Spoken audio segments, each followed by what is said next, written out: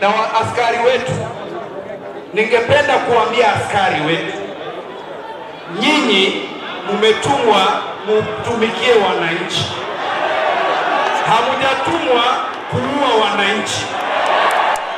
Mimi nawaambia hivi, wale wanaua wananchi tumewaona wachache kwa picha. When you go to court, you will be alone. You will not be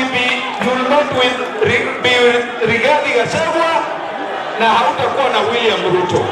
Kwa hivyo mkitumwa kuenda kumaliza mambo ya maandamano, wacha kutumia risasi, wacha kupiga wananchi. Na watu hapa Kisii wako na akili, amtaona wakivunja gari, amtaona wakivunja duka. Kwa hivyo tuheshimiane, kila mtu afanye kazi yake. Asanteni sana na gavana, nashukuru sana. Thank you so much.